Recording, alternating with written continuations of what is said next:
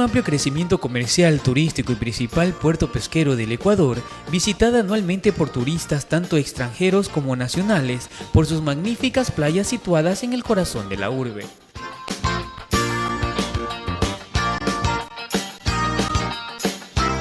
La ciudad de Manta cuenta con algunas infraestructuras antiguas que establecieron y formaron parte de la creación del primer puerto manabita.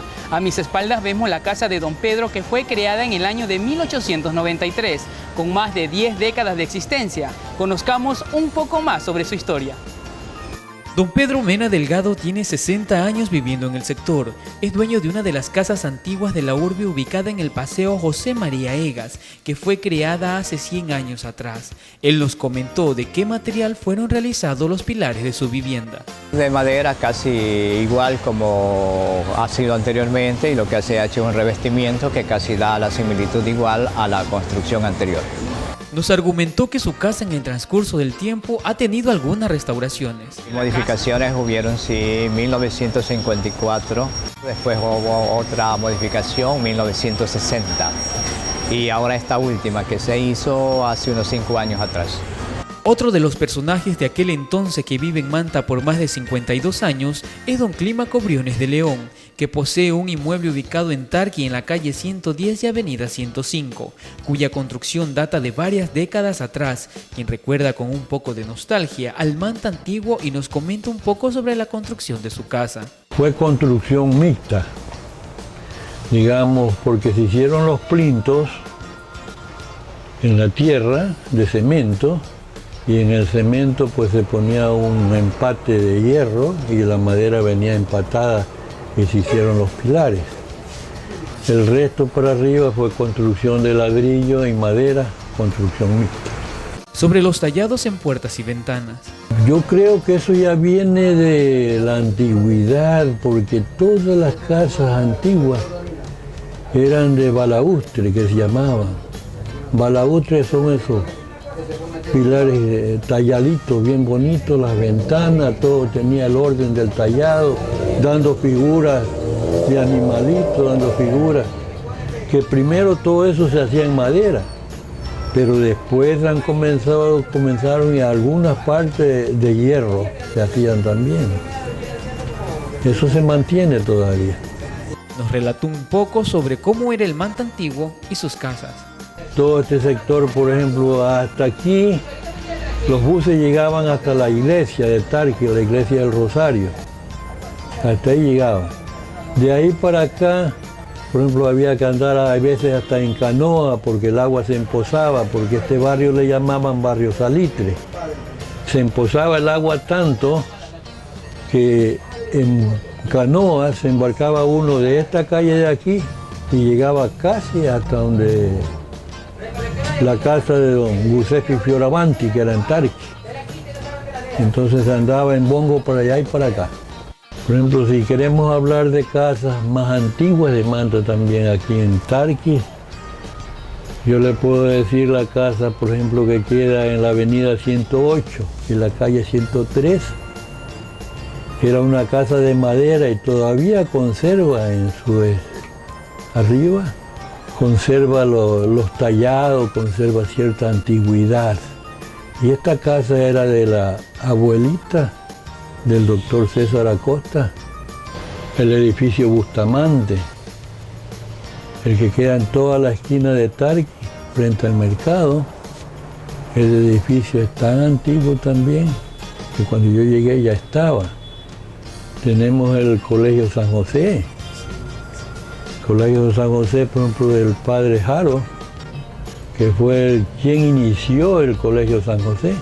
Eso fue en el año 1944, parece, si no me recuerdo, que se inició el Colegio San José. La señora Gloria Cedeño Zambrano lleva 76 años viviendo en el sector de la calle 111 y avenida 105. Nos relata que en ese entonces por su barrio solo existían 4 casas de caña y madera ubicadas entre lomas de arenas muy altas, que fueron reduciéndose con el pasar de los tiempos. Tenían distancias pronunciadas y eran de caña con cade, no es como ahora. ¿Por qué construyeron las casas así altas? Porque eran lomas. Y como eran lomas, Había una parte que tenían que tenerla más alta que la otra. No eran parejas las casas, eran un lado más alto que la otra, no es que eran lomas altas. Y esta aquí la bajamos 3 veces, esta loma. Es 3 veces baja de esta loma, para usted como está aquí. Otro lugar emblemático de la ciudad de aquel entonces, cuya estructura aún permanece intacta, es el Colegio San José. La licenciada Tarsilda Macías Gómez, rectora de la institución, y el padre Felipe Bustamante, director de la comunidad salesiana, nos comentan un poco de la historia del plantel. El colegio tiene una larga trayectoria. Desde el año 1842 llegaron los salesianos aquí a la parroquia Tarqui, en una expedición de 3 salesianos, el padre Julio Aro y otras personas que vivían en esa época aquí en la parroquia. Entonces desde ahí comenzó de que vieron la necesidad de un colegio y comienza por esa época a trabajarse y comienza a funcionar en el año de 1943. Cuentan los antiguos salesianos, y aquí tenemos al padre Luis Moreno, que es benemérito en esta obra. Nos comenta que a raíz de la situación que vivía, este lugar era bastante apartado de la ciudad, ¿no? Era un estero, y por lo tanto cuando subía el aguaje, la marea, había cierta entrada, ¿no? Molestaba un poco la situación. Buscaron algunos muros, de que la misma gente ayudaba, sobre todo cuando había esos grandes aguajes fuertes, ¿no? Creo que algunas veces tuvieron que derrumbar alguna parte y reconstruir un poco más, porque cada vez se acercaba un poco más. José Delgado Vera recuerda que en el tiempo antiguo en la ciudad no se utilizaba mucho el cemento, ya que era muy escaso y caro. Además poseían una característica singular, eran más altas en la planta baja. Distanciada, la mayoría de caña, hartas casas de caña y solamente casi de madera. Una casa alta con zinc, que en diante venía ese zinc que era alemán, buen zinc. Ahí ahí vivían arriba, abajo eran siempre los portales, bodegas, criaderos de chanchos, de gallinas. Para tener una cifra exacta de cuántas casas antiguas existen en la urbe, nos dirigimos al Departamento de Control Urbano, que está a cargo de la arquitecta Susana Murillo. Dentro del inventario de patrimonio cultural nosotros tenemos alrededor de 28 casas declaradas patrimonio cultural. Sobre las casas ocupadas y desocupadas. Como este inventario se lo realizó en el año 99, nosotros a través, en coordinación con el Instituto de Patrimonio Cultural, se va a realizar coordinadamente la actualización del inventario de estas casas patrimoniales, para lo cual nosotros vamos a tener un dato más preciso: cuántas casas están ocupadas, desocupadas, cuáles casas necesitan la restauración inmediata y cuáles serían los resultados, y tener inclusive de pronto un aumento en este listado de inventario de patrimonio cultural. Sobre su financiamiento. Nosotros tenemos el apoyo del Instituto de Patrimonio Cultural y ya con la COTAC legalmente el municipio asume la competencia de lo que es patrimonio cultural. La arquitecta nos dio a conocer que para que una de las casas antiguas que se encuentran en nuestra urbe forme parte como patrimonio cultural, legalmente el Cabildo no puede intervenir en las casas que son de categoría privada.